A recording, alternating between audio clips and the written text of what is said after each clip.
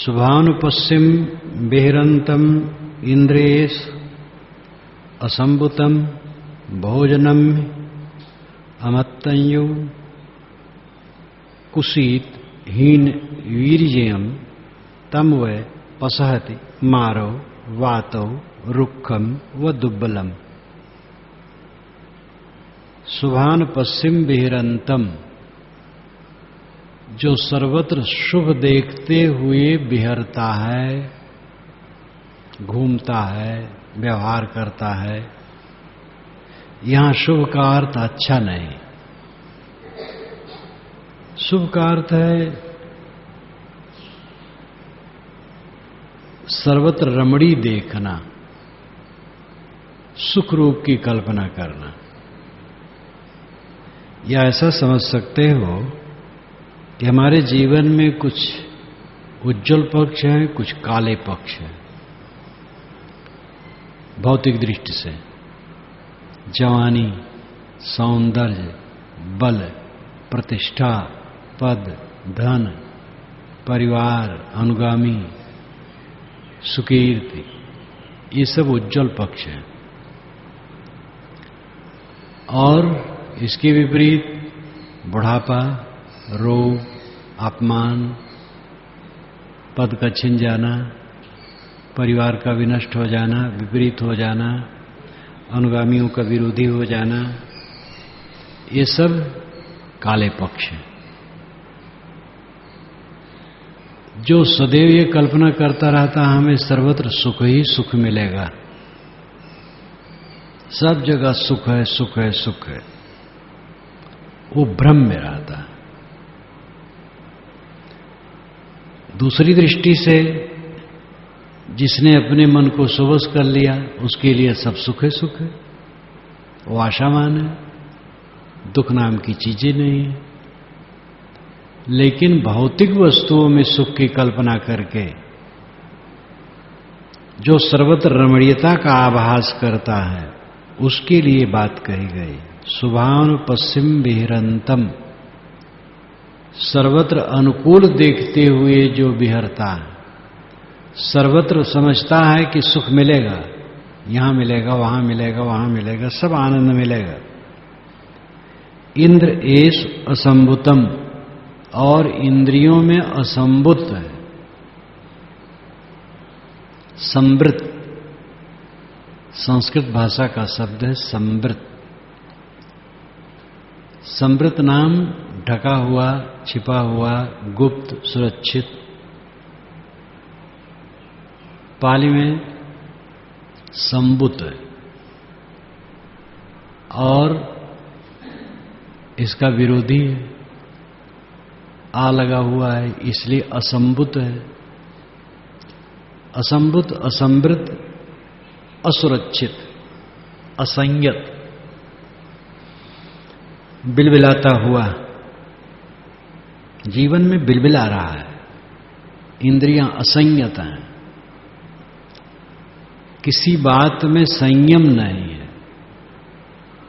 इंद्र एषु असंभुतम, इंद्रियों का लंपट है। भोजनम अमत्तंजु, भोजनम भोजन में, अमत्तंजु अमात्रा का ज्ञान, मात्रा का ज्ञान नहीं है।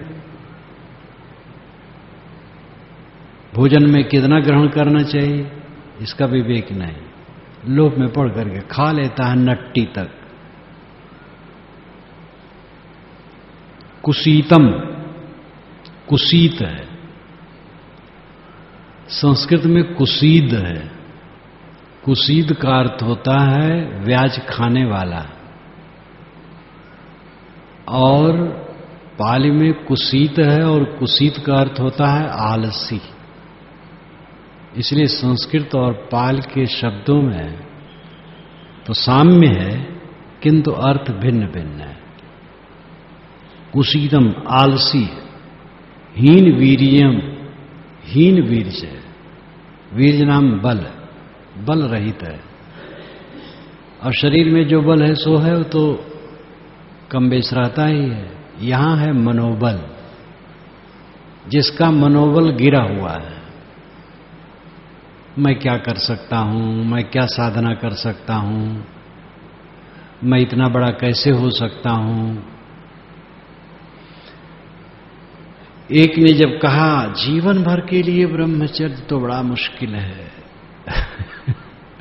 ऐसा व्यक्ति साधक हो सकता है? तम वह पसहति मारव, उसे मार पसहति। प्रसहन संस्कृत में है प्रसहन। प्रसहन नाम सामना करना, जीत लेना, रगड़ देना, मिटा देना, दबोच देना। ऐसे व्यक्ति को मार रगड़ देता है। मार कहते हैं संस्कृत में तो मार का अर्थ है मार डालना। मार का अर्थ संस्कृत में वासनाओं का समुच्चय नहीं है, लेकिन पाली में है मार अशुभ वृत्तियों की एक साकार मूर्ति। और तथागत बुद्ध के विषय में कहा जाता है कि मार आया भयानक रूप लेकर के डराने लगा, तो वो तो एक कल्पना है। मार यानी वासना, मोह, आकर्षण, काम वासना, मोह वासना, अशुभ वृत्तियों की साकार मूर्ति, ये मार है। मार उसको रगड़ता है। कैसे रगड़ता है? वातो रुक्षम व दुर्बलम। दुर्बल रुख, रुक्ष, वृक्ष, रूख। दुर्बल वृक्ष को जैसे जोर की आंधी रगड़ देती है, तोड़ ताड़ करके फेंक देती है, ऐसे मनुष्य को वासनाएं रगड़ देती है। ध्यान दीजिए, एक एक बात हीरे मोती की तरह। और तथ्य, जो सर्वत्र सुख की कल्पना करता है, मैं जब बूढ़ा हो जाऊंगा मेरे लड़के एकदम मेरे आगे पीछे दौड़ते रहेंगे। तुम अपने पिता के आगे पीछे कितना दौड़े हो? सुख की कल्पना, सुख की कल्पना, सुख की कल्पना। जो सुख की कल्पना करता है वो खूब चाटे खाता है, और सुख की कल्पना छोड़ देता है वो सुखी रहता है। मनुष्य को आशावान होना चाहिए, मनुष्य को आशा त्याग देना चाहिए, निराश होना चाहिए। निराशाग्रस्त इंसान दुख में डूब जाता है, और पूर्ण निराश हो जाने पर कृतार्थ हो जाता है। ये सब के अपने अपने अलग अलग अर्थ हैं। जो सांसारिक भोगों से बहुत आशा रखता है वो पीड़ा पाता है, और जो उन्नति के पथ में निराश रहता है वो पीड़ा पाता है। उन्नति के पथ में निराश नहीं रहना चाहिए। दूसरे लोग खेती करते हैं और खाते जीते, हम खेती करेंगे क्यों नहीं खाए जिएंगे? दूसरे लोग व्यवसाय करते हैं, खाते जीते हैं, हम व्यवसाय करेंगे क्यों घाटा हो जाएगा? घाटे घाटा क्यों हो जाएगा? मुनाफा भी होगा, गुजर भी होगा। अब इच्छा यह है कि सेठ बन जाए। मेहनत करो, जीवन गुजर हो बस। अब उसी में बढ़ते बढ़ते सेठ बन जाना तो अच्छा है। तो सबके अपने अलग अलग अर्थ होते हैं, और इन बातों का समन्वय न करने से लोग शब्दों को लेकर लड़ जाते हैं बिना वजह। सर्वत्र सुख देखने वाला दुखी होता है। अर्थ है जो सर्वत्र सुख की कल्पना करता है, सुख मिलेगा सुख मिलेगा दुनिया से, वो दुख पाता है। इंद्रियों का असंयमी दुख पाता ही है। भोजनम में अमत्तंजु, भोजन में मात्रा का ज्ञान नहीं है तो दुख पाएगा। भोजन की बात बहुत जीवन में महत्वपूर्ण है। ये रोज रोज खाना पड़ता है। घर गृहस्थी का त्याग भी सरल है। खूब मेहनत करे, विचार करे, वैराग जगह निर्मोह हो जाए, एक बार घर छोड़ दिया छोड़ दिया। और भोजन तो घर छोड़ने के बाद भी करना पड़ता है, और रोज करना पड़ता है, और दो दो बार करना पड़ता है, तीन तीन बार भी। और इसमें भोजन करने बैठो तो खाए बिना रह न जाए, पेट फूले जीव जाए। भूख लगती है तो खाए बिना रह नहीं जाता है, और खाने बैठे तो जरा अच्छा लगा तो ज्यादा खा लिए, अब पेट फूलता है, जीव जाता है। तो ये कड़ी साधना है, लेकिन लाभ निश्चय हो जाए तो कड़ी साधना है नहीं है, बड़ी आनंददायक साधना। आखिर सुख ही के लिए सब किया जाता है, तो ऐसा क्यों खाया जाए जिससे दुख बढ़े? खाने के लिए थोड़े खाया जाता, सुख के लिए खाया जाता। भोजनम में अमत तंजु, भोजन में अमात्रा, मात्रा का ज्ञान न होना, न समझ पाना कितना खाना चाहिए। एक दिन 2 दिन नहीं, रोज रोज खाते हो, हजारों बार खा चुके हो, तो थोड़ा ध्यान दो कि कितना खाना चाहिए, कितना खाने से ठीक रहता है। एक तो कड़ी भूख की उपासना होनी चाहिए, भोजन की उपासना नहीं होनी चाहिए। लोग भोजन की उपासना करते, ऐसी चटनी बनाओ, ऐसी सब्जी बनाओ, अरे सब्जी बना के क्या रखे हैं, मुंह कुस हो गया, न मिर्च न मसाला, न हल्दी न जीरा न धनिया, दूध दही घी नहीं तो जीवन बेकार है। जानवरों को कहां दूध दही घी खाना होता है? बच्चे दूध पी लेते हैं जब बच्चे रहते हैं, बस उसके बाद घास चरते हैं। अब आप सामने पड़ो तो रगड़ दे। इसलिए जो ये हम अपने मन को कायर बना लेते हैं, ये सब रोग हैं। बस दाल रोटी खाओ, प्रभु के गुण गाओ, जो मिल जाए सादा गोदा। कड़ी भूख में खाओ, भोजन की उपासना न करो, कड़ी भूख की उपासना करो। कड़ी भूख लगनी चाहिए, जलपान न करो जिससे कड़ी भूख लगे। जलपान न करने से परेशानी लगे तो जलपान करो, थोड़ा करो। और जलपान वही सही माना जाएगा जब दोपहर में कड़ी भूख लगे, और कड़ी भूख लगने पर संयमित खाओ, जिससे शाम को फिर कड़ी भूख लगे। ये भोजन की मात्रा के ज्ञान का फल है, बहुत सहज है। प्रलोभन छोड़ दो, असावधानी छोड़ दो, बहुत सहज में सध जाएगा। जो भोजन में मात्रा का ज्ञान नहीं रखता है, असंयम पूर्वक खा लेता है, आलसी आदमी है, आज का काम कल पर टालना, या अभी नहीं दूसरे समय, ये बहुत गलत है। आलसी न हो। मेरा अपना अनुभव है, जिस काम को मैं जितने समय में सोचा उससे बहुत कम समय में कर डाला। हर जगह प्रूफ पढ़ने तक की बात है। जिसको मैं समझता हूं इसको 15 दिन में पढ़ूंगा, उसको 1 सप्ताह में पढ़ लेता हूं। लिखने के विषय में जिसको मैं सोचा इतने दिन में लिखूंगा, उससे बहुत कम दिन में लिख लिया। इसलिए आलसी नहीं होना चाहिए, परिश्रमी होना चाहिए। हीन वीर जो मनोबल गिरा हुआ है वो कुछ भी नहीं कर सकता है, मनोबली होना चाहिए। दूसरे लोग अपने पथ में अग्रसर हैं, हम क्यों नहीं हो सकते? हम भी मनुष्य हैं। लेकिन जो विषयों में सुख की कल्पना करता रहता है, इंद्रियों पर संयम नहीं रखता, भोजन में मात्रा का ज्ञान नहीं रखता, आलसी है, मनोबलहीन है, वासनाएं उसको रगड़ेंगी, ये पक्का है। लेकिन इसके विपरीत अशुभान पश्चिम बहिरंतम इंद्रिय सुसंभुतम भोजनम च मतंजन सद्धम आरद वीर्यम तम वै नप सहति मारो वातो सेलम व पब्बतम।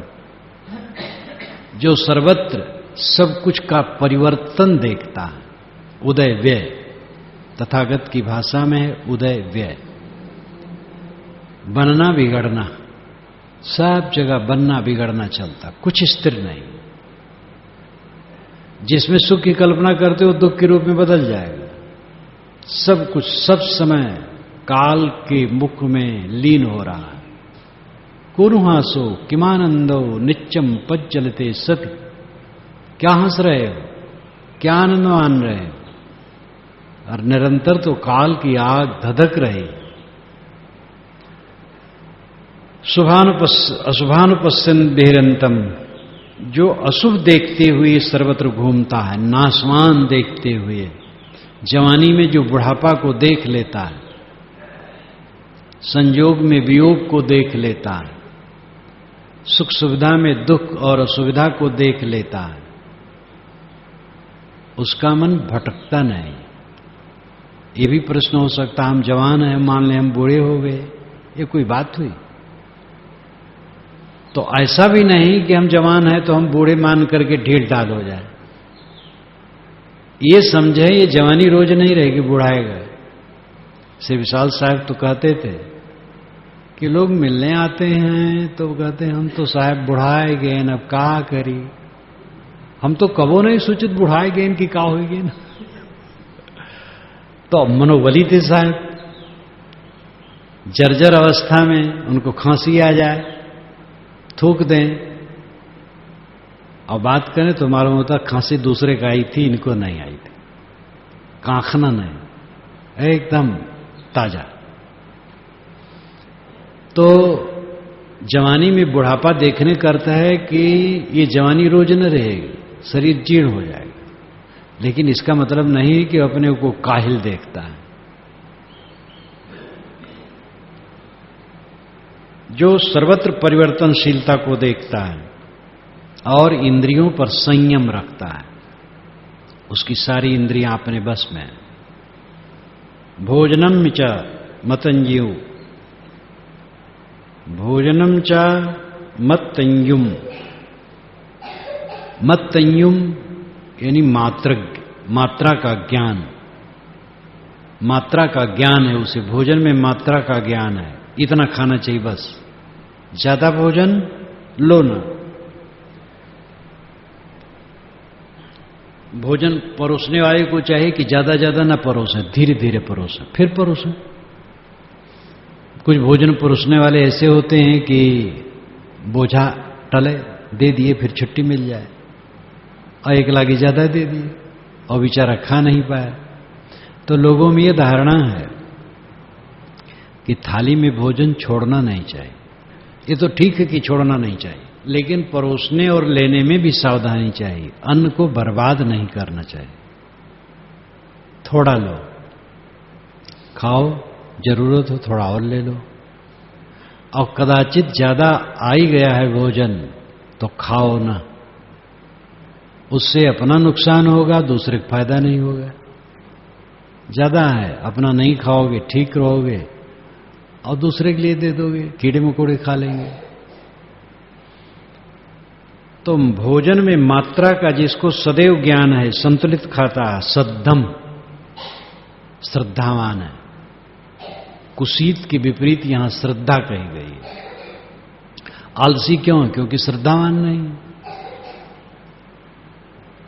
जो श्रद्धावान है अपने काम में श्रद्धा रखता, हल जोतने में श्रद्धा, झाड़ू लगाने में श्रद्धा, नाली साफ करने में श्रद्धा, दफ्तर के काम करने में श्रद्धा, और घूर पर से खाद को निकालकर खेत में डालने में भी श्रद्धा, पढ़ने में श्रद्धा, ध्यान में श्रद्धा, सेवा में श्रद्धा। जिसको सब समय श्रद्धा रहती है वो परिश्रमी होता है, वो आलसी नहीं होता है। जो सद्धम, सद्धम श्रद्धम,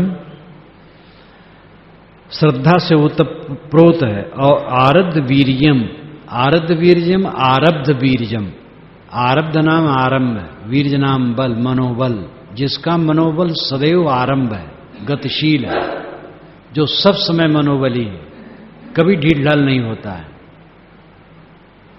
तम वही नप सहती मारव, तम वही नप सहती मारव, मार उनको कुछ भी नहीं कर सकता है। कैसे नहीं कर सकता है? वातो शैलम व पब्बतम, जैसे ठोस पत्थरों से जमा हुआ पर्वत, उसको हवा क्या कर सकती है? पर्वत को हवा हिला नहीं सकती। इसी प्रकार जिसकी दृष्टि में सब कुछ नश्वर है, मिलने की कोई चीज नहीं। उपलब्धि जिसे हम कहते हैं वो एक आभास है, मिली हुई सारी चीजें छूट जाती हैं, उसमें एक गर्मी आती है और अपना नुकसान होता है। इसलिए तटस्थ रहो, मिलने में तटस्थ रहो। शांति मिलना ही असली मिलना है, स्वरूप स्थिति असली मिलना है। इस प्रकार संसार की नश्वरता जो निरंतर देखता है, इंद्रियों पर संयम रखता है, भोजन को मात्रा के अनुसार लेता है, अपने काम में श्रद्धावान और उत्साही है, उद्योगशील है, उसको मनोविकार उसी प्रकार नहीं प्रकंपित कर सकता जिस प्रकार पर्वत को हवा कुछ भी नहीं कर सकती। अनिक कसाओ कासावम यो वत्थम परिदहेसति अपेतो दम सच्चेन नासो कासाओ मरहति। अनिक कसाओ कासावम, जिसने कसाय को छोड़े बिना वत्थम परदहेस्यति, कासाय वत्थम वस्त्रम, कासाय वस्त्रम परदहेस्यति, पहनता है। कसाय का मतलब है मन का विकार, कसाय का मतलब है जो कस के निकाला जाए। बबूल की छाल को काट के निकाल लिया जाता है और हंडी में रख के पका दिया जाता है, तो उसमें कस निकल आता है और उसी से कपड़ा रंग लिया जाता है, वो रंग पक्का होता है। हम लोग चद्दर प्रायः बड़हरा में रंगा करते थे बबूल के रंग में, अब तो सिस्टम छूट गया।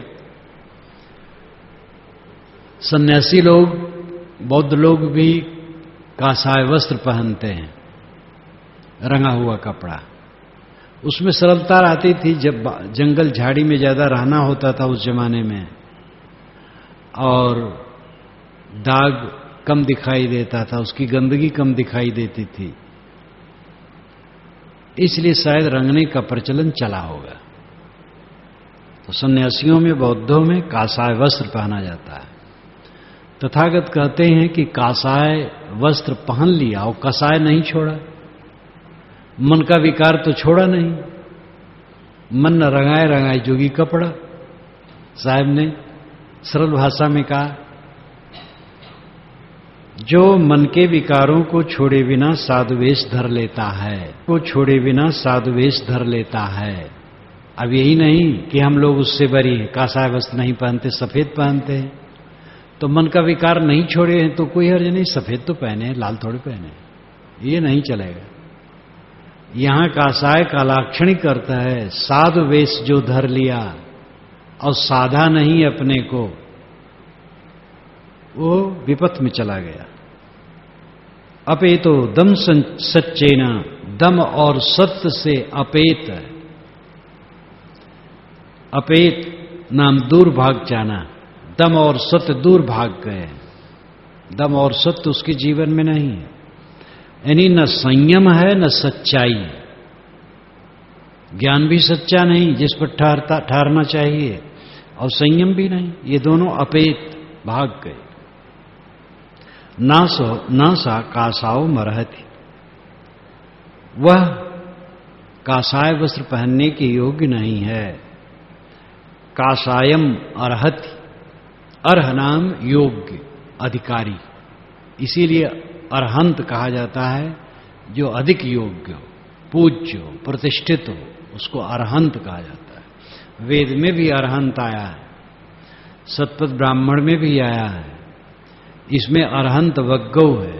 तो अरहंत वग्ग के प्रथम गाथा में मैंने वेद और ब्राह्मण ग्रंथ का उदाहरण दे करके बताया है कि अरहंत शब्द किस भाव को लेके चला, जो आगे चल करके बौद्धों और जैनों का अपना विशेष शब्द हो गया।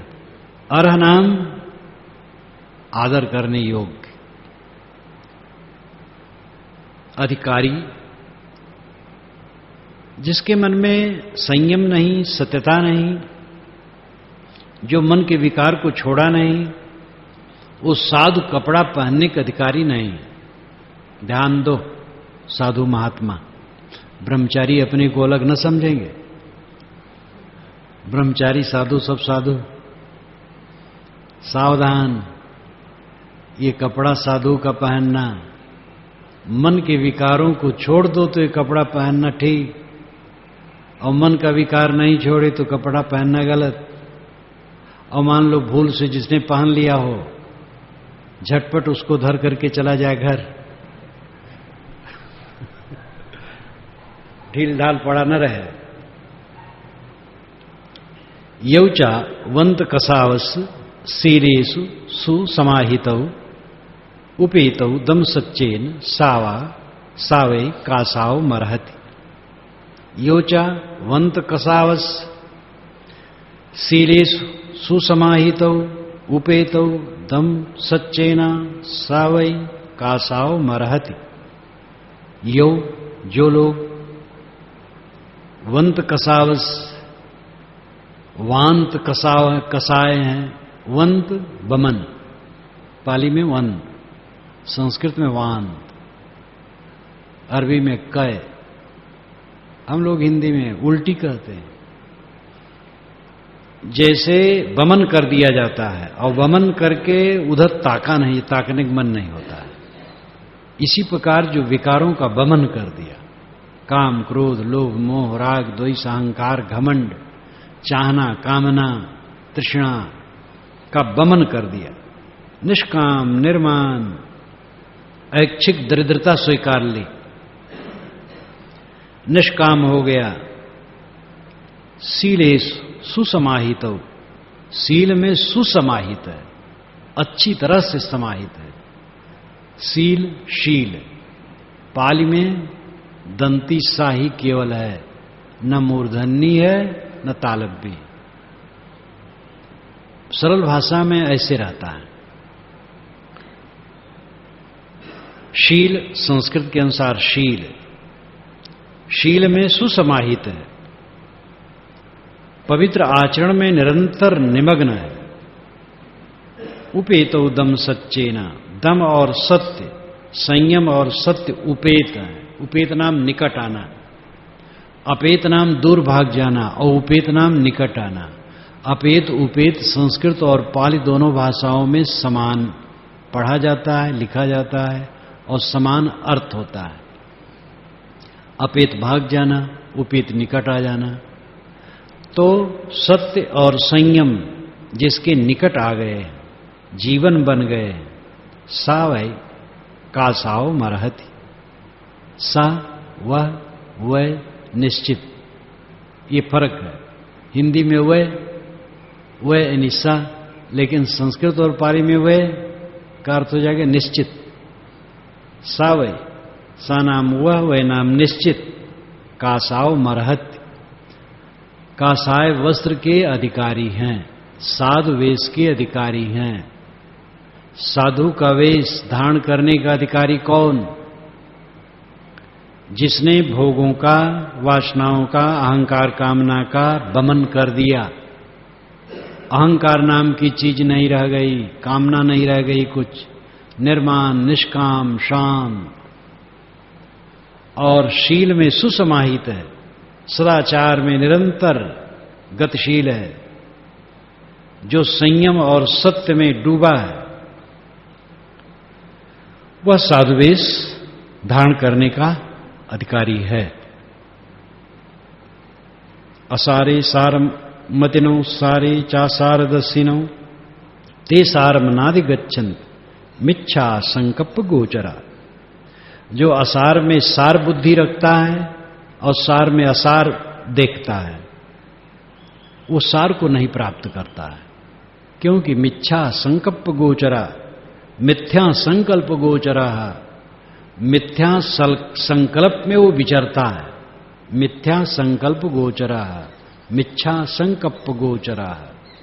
पाली में मिच्छा संकल्प गोचरा और संस्कृत में मिथ्या संकल्प गोचरा है। वो मिथ्या संकल्प गोचर है, मिथ्या संकल्प में घूमने वाला है, मनोविलास में घूमने वाला है। जो मनोविलास में घूमता है, असार को सार, सार को असार समझता है, वो सार नहीं पाता है। विषय वासना असार है और उसी में सार समझता है, और अपने में संयत शांत हो जाना सार है, और इसको निरर्थक समझता है। वो मिथ्या संकल्प में भटकने वाला कभी भी सत्य को नहीं प्राप्त कर सकता।